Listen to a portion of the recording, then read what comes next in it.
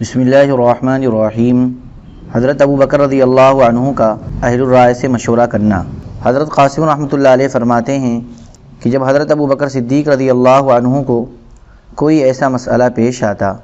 جس میں وہ اہل الرائے اور اہل فقہ سے مشورہ کرنا چاہتے تو مہاجرین و انصار میں سے کچھ حضرات کو بلاتے اور حضرت عمر، حضرت عثمان، حضرت علی، حضرت عبد الرحمن بن عوف، حضرت معاذ بن جبل، حضرت ابی بن کعب اور حضرت زید بن ثابت رضی اللہ عنہم کو بھی بلاتے۔ یہ سب حضرات حضرت ابو بکر رضی اللہ عنہ کے زمانے خلافت میں فتویٰ دیا کرتے تھے اور لوگ بھی انہی حضرات سے مسائل پوچھا کرتے تھے۔ حضرت ابو بکر رضی اللہ عنہ کے زمانے میں یہی ترتیب رہی۔ ان کے بعد حضرت عمر رضی اللہ عنہ خلیفہ بنے تو وہ بھی انہی حضرات کو مشورہ کے لیے بلایا کرتے، اور ان کے زمانے میں حضرت عثمان، حضرت ابی اور حضرت زید رضی اللہ عنہم فتویٰ کا کام کیا کرتے۔ حضرت عبیدہ رحمۃ اللہ علیہ کہتے ہیں کہ عیینہ بن حصن اور اقرع بن حابس حضرت ابو بکر رضی اللہ عنہم کے پاس آئے اور کہا، اے خلیفہ رسول اللہ،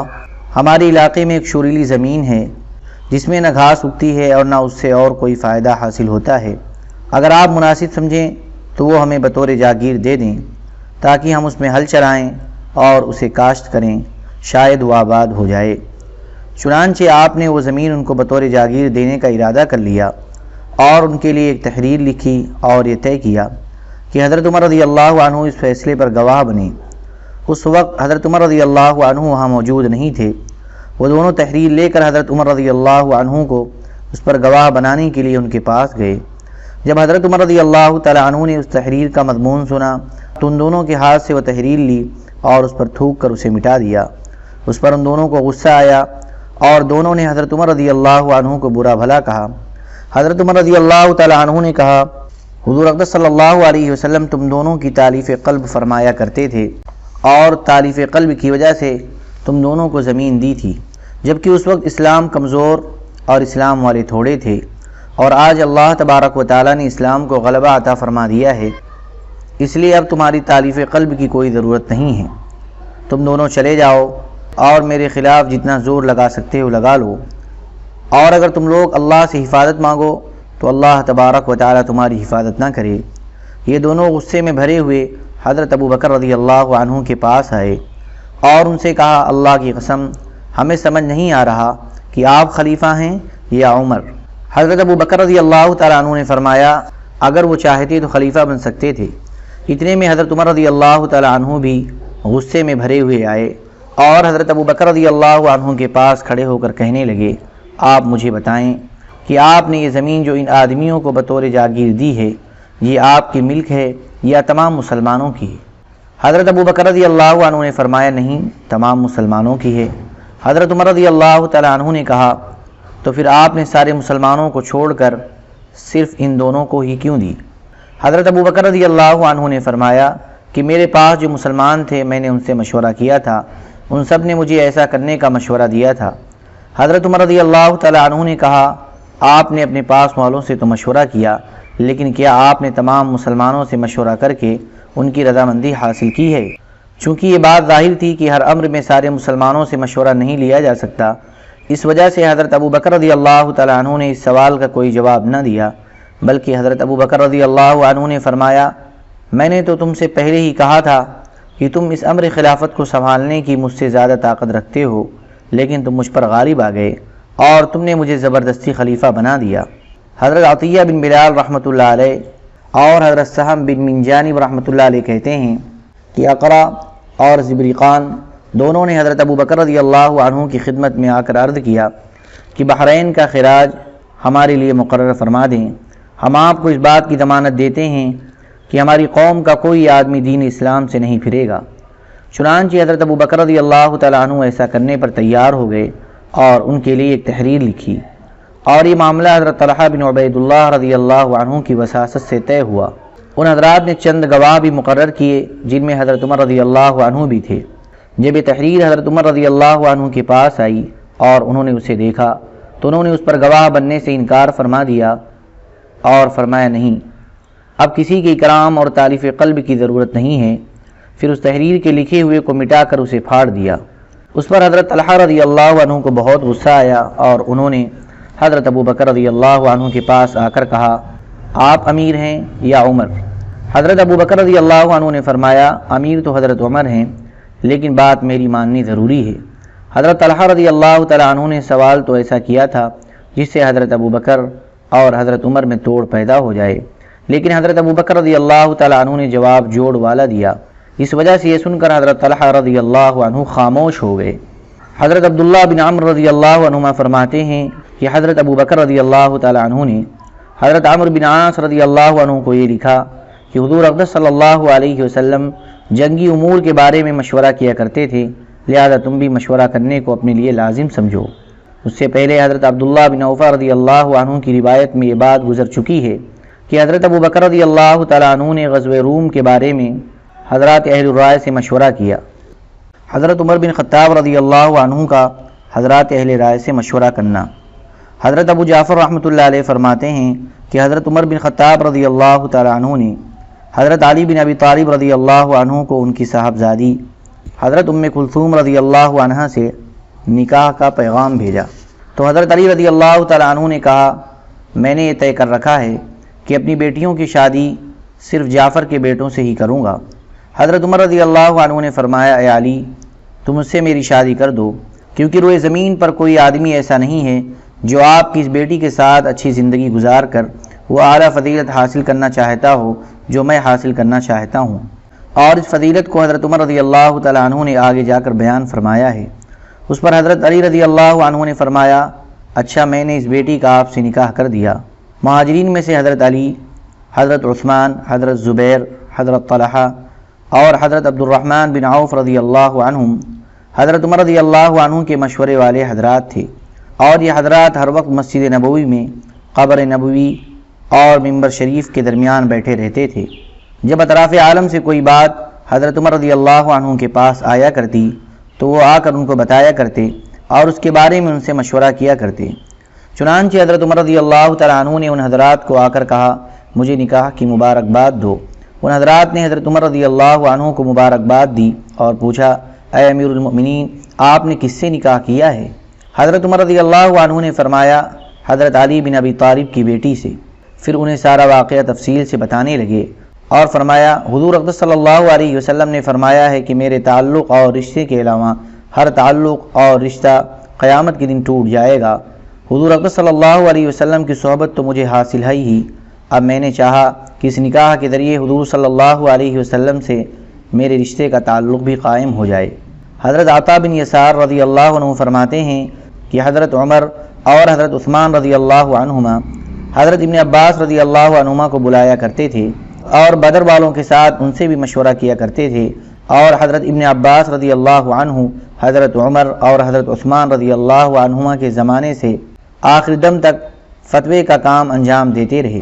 حضرت یعقوب بن زید رحمۃ اللہ علیہ کہتے ہیں کہ حضرت عمر رضی اللہ عنہ کو جب بھی کوئی اہم مسئلہ پیش آتا تو وہ حضرت ابن عباس رضی اللہ عنہما سے مشورہ لیتے اور فرماتے اے غوطہ لگانے والے، یعنی ہر معاملے کی گہرائی تک پہنچنے والے،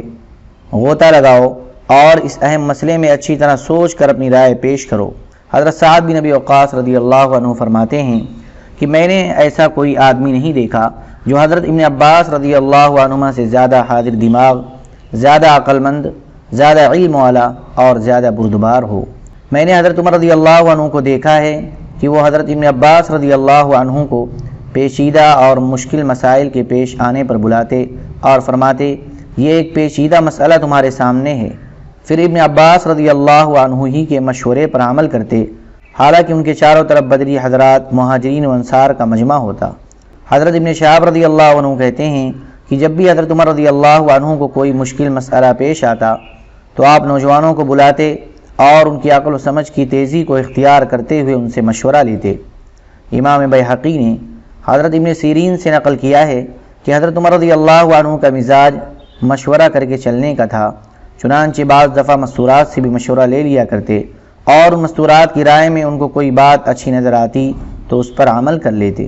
حضرت محمد، حضرت طلحہ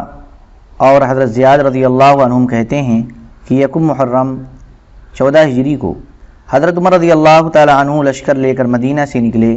اور ایک پانی پر پڑاؤ کیا جس کا نام سرار تھا۔ یہ پانی مدینہ سے 3 میل کے فاصلے پر تھا اور لشکر کو بھی وہاں ٹھہرا لیا۔ لوگوں کو پتہ نہیں چل رہا تھا کہ حضرت عمر رضی اللہ عنہ آگے چلیں گے یا مدینہ ہی ٹھہریں گے، اور لوگ جب کوئی بات حضرت عمر رضی اللہ عنہ سے پوچھنا چاہتے تو حضرت عثمان یا حضرت عبد الرحمن بن عوف رضی اللہ عنہما کے واسطے سے پوچھتے، اور حضرت عمر رضی اللہ عنہ کے زمانے ہی میں حضرت عثمان کا لقب ردیف پڑ گیا تھا، اور عربوں کی زبان میں ردیف اسے کہتے ہیں جو کسی آدمی کے بعد اس کا قائم مقام ہو اور موجودہ امیر کے بعد اس کے امیر بننے کی امید ہو۔ اور جب یہ دونوں حضرات لوگوں کی وہ بات حضرت عمر رضی اللہ تعالیٰ عنہ سے پوچھنے کی ہمت نہ پاتے تو پھر لوگ حضرت عباس رضی اللہ عنہ کو واسطہ بناتے۔ چنانچہ حضرت عثمان رضی اللہ تعالیٰ عنہ نے حضرت عمر رضی اللہ عنہ سے پوچھا، آپ کو کیا خبر پہنچی ہے اور آپ کا کیا ارادہ ہے؟ اس پر حضرت عمر رضی اللہ تعالیٰ عنہ نے اعلان کروا دیا، الصلاۃ جامعہ، اے لوگو نماز کے عنوان پر جمع ہو جاؤ۔ چنانچہ لوگ حضرت عمر رضی اللہ عنہ کے پاس جمع ہو گئے۔ انہوں نے لوگوں کو سفر کی خبر دی، پھر دیکھنے لگے کہ اب لوگ کیا کہتے ہیں، تو اکثر لوگوں نے کہا آپ بھی چلیں اور ہمیں بھی اپنے ساتھ لے چلیں۔ چنانچہ حضرت عمر رضی اللہ تعالیٰ عنہ نے لوگوں کی اس رائے سے اتفاق کیا اور ان کی رائے کو یوں ہی چھوڑ دینا مناسب نہ سمجھا، بلکہ یہ چاہا کہ ان کو اس رائے سے نرمی اور حکمت عملی کے ساتھ ہٹائیں گے اگر ضرورت پیش آ گئی تو، اور فرمایا خود بھی تیار ہو جاؤ اور دوسروں کو بھی تیار کرو۔ میں بھی آپ لوگوں کے ساتھ جاؤں گا، لیکن اگر آپ لوگوں کی رائے سے زیادہ اچھی رائے کوئی اور آ گئی تو پھر نہیں جاؤں گا۔ پھر آپ نے آدمی بھیج کر اہل الرائے حضرات کو بلایا۔ چنانچہ حضور اکرم صلی اللہ علیہ وسلم کے چیدہ چیدہ صحابہ اور عرب کی چوٹی کے لوگ جمع ہو گئے۔ حضرت عمر رضی اللہ تعالیٰ عنہ نے ان سے فرمایا، میرا خیال ہے کہ میں بھی اس لشکر کے ساتھ چلا جاؤں، آپ لوگ اس بارے میں اپنی رائے مجھے دیں۔ وہ حضرات سب جمع ہو گئے اور ان سب نے یہی رائے دی کہ حضرت عمر رضی اللہ عنہ حضور اکرم صلی اللہ علیہ وسلم کے صحابہ میں سے کسی آدمی کو اپنی جگہ بھیج دیں اور خود حضرت عمر رضی اللہ عنہ یہاں مدینہ ہی میں ٹھہرے رہیں اور اس آدمی کی مدد کے لیے لشکر بھیجتے رہیں۔ پھر اگر حسب منشا فتح ہو گئی تو پھر حضرت عمر رضی اللہ عنہ کی اور لوگوں کی مراد پوری ہو جائے گی، ورنہ حضرت عمر رضی اللہ عنہ دوسرے آدمی کو بھیج دیں گے اور اس کے ساتھ دوسرا لشکر روانہ کر دیں گے۔ اس طرح کرنے سے دشمن کو غصہ آئے گا اور مسلمان غلطی کرنے سے بچ جائیں گے، اور پھر اللہ تعالیٰ کا وعدہ پورا ہوگا اور اللہ کی مدد آئے گی۔ پھر حضرت عمر رضی اللہ تعالیٰ عنہ نے اعلان کروایا، الصلاۃ جامعہ۔ چنانچہ حضرت عمر رضی اللہ عنہ کے پاس مسلمان جمع ہو گئے۔ حضرت عمر رضی اللہ تعالیٰ عنہ نے مدینہ میں اپنی جگہ حضرت علی رضی اللہ عنہ کو خلیفہ مقرر کیا۔ انہیں بلانے کے لیے حضرت عمر رضی اللہ تعالیٰ عنہ نے آدمی بھیجا، وہ بھی آ گئے۔ حضرت طلحہ رضی اللہ عنہ کو حضرت عمر رضی اللہ تعالیٰ عنہ نے مقدمۃ الجیش پر مقرر فرما کر آگے بھیجا ہوا تھا، انہیں بھی آدمی بھیج کر بلایا، وہ بھی آ گئے۔ اس لشکر کے میمنہ اور میسرہ پر حضرت زبیر اور حضرت عبد الرحمن بن عوف رضی اللہ عنہما کو مقرر کیا ہوا تھا۔ حضرت عمر رضی اللہ تعالیٰ عنہ نے لوگوں میں کھڑے ہو کر یہ بیان کیا، بے شک اللہ عز و جل نے مسلمانوں کو اسلام پر جمع فرما دیا اور ان کے دلوں میں ایک دوسرے کی محبت پیدا کر دی، اور اسلام کی وجہ سے ان کو آپس میں بھائی بھائی بنا دیا، اور مسلمان آپس میں ایک جسم کی طرح ہیں۔ ایک عضو کو جو تکلیف پہنچتی ہے وہ باقی تمام اعضاء کو بھی پہنچتی ہے، اس لیے مسلمانوں کو ایک جسم کے اعضاء کی طرح ہونا چاہیے کہ ایک مسلمان کی تکلیف سے سب کو تکلیف ہو، اور مسلمانوں کا ہر کام حضرات اہل شورا کے مشورے سے طے ہونا چاہیے۔ عام مسلمان اپنے امیر کے تابع ہیں، اور اہل شورا جس چیز پر اتفاق کر لیں اور اسے پسند کر لیں تو تمام مسلمانوں کے لیے اس پر عمل کرنا ضروری ہے، اور جو مسلمانوں کا امیر بنے وہ ان اہل شورا کا تابع ہے۔ اسی طرح جنگی تدابیر میں جو اہل شورا کی رائے ہو اور جس تدبیر پر اہل شورا راضی ہوں اس میں تمام مسلمان ان کے تابع ہیں۔ اے لوگو، میں بھی تم میں سے ایک آدمی تھا اور میرا بھی تمہارے ساتھ جانے کا ارادہ تھا، لیکن تمہارے اہل شورا نے مجھے جانے سے روک دیا ہے۔ اب میری بھی یہی رائے ہے کہ میں مدینہ ہی ٹھہروں اور اپنی جگہ کسی دوسرے کو امیر بنا کر بھیج دوں، اور میں جن کو آگے بھیج چکا تھا یا پیچھے مدینہ چھوڑ آیا تھا اور جو یہاں موجود تھے، میں ان سب سے اس بارے میں مشورہ کر چکا ہوں۔ حضرت عمر رضی اللہ تعالیٰ عنہ پیچھے مدینہ میں حضرت علی رضی اللہ عنہ کو اپنا خلیفہ بنا کر آئے تھے، اور مقدمۃ الجیش پر امیر بنا کر حضرت طلحہ رضی اللہ عنہ کو آگے آوس مقام پر بھیج رکھا تھا۔ چنانچہ حضرت عمر رضی اللہ تعالیٰ عنہ نے بلا کر ان دونوں کو بھی اس مشورے میں شریک کیا تھا۔ ابن جریر حضرت عمر بن عبدالعزیز رحمۃ اللہ علیہ سے نقل کرتے ہیں کہ جب حضرت عمر رضی اللہ تعالیٰ عنہ کو حضرت ابو عبیدہ بن مسعود رضی اللہ تعالیٰ عنہ کے شہید ہونے کی اطلاع ملی اور یہ پتہ چلا کہ اہل فارس کسریٰ کے خاندان کے ایک آدمی کی امارت پر جمع ہو رہے ہیں، تو حضرت عمر رضی اللہ تعالیٰ عنہ نے اعلان کر کے حضرات مہاجرین اور انصار کو جمع فرمایا اور ان کو اپنے ساتھ لے کر مدینہ سے باہر نکلے،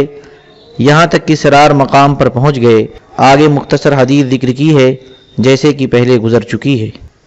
امام طبرانی حضرت محمد بن سلام بیگندی رحمۃ اللہ علیہ سے روایت کرتے ہیں کہ حضرت عمرو بن معدی کرب رضی اللہ تعالیٰ عنہ نے زمانے جاہلیت میں بہت سے کارنامے کیے تھے اور انہوں نے اسلام کا زمانہ بھی پایا۔ حضور اقدس صلی اللہ علیہ وسلم کی خدمت میں وفد کے ہمراہ آئے تھے اور حضرت عمر بن خطاب رضی اللہ تعالیٰ عنہ نے ان کو حضرت سعد بن ابی وقاص رضی اللہ عنہ کے پاس قادسیہ بھیجا تھا اور وہاں انہوں نے اپنی بہادری کے بڑے جوہر دکھائے تھے۔ حضرت عمر رضی اللہ تعالیٰ عنہ نے حضرت سعد رضی اللہ عنہ کو خط میں لکھا تھا کہ میں تمہاری مدد کے لیے 2000 آدمی بھیج رہا ہوں، ایک حضرت عمرو بن معدی کرب اور دوسرے طلحہ بن خویلد اسدی رضی اللہ عنہما ہیں، یعنی یہ دونوں اتنے بہادر ہیں کہ ان میں سے ہر ایک 1000 آدمیوں کے برابر ہے۔ ان دونوں سے جنگی امور میں مشورہ کرتے رہنا لیکن ان کو کسی کا ذمہ دار نہ بنانا۔ اللہم صلی علی سیدنا وعلی آل سیدنا وحبیبنا ومحبوبنا ومولانا محمد وبارک وسلم۔ سبحان ربک رب العزة عما یصفون وسلام علی المرسلین والحمد للہ رب العالمین۔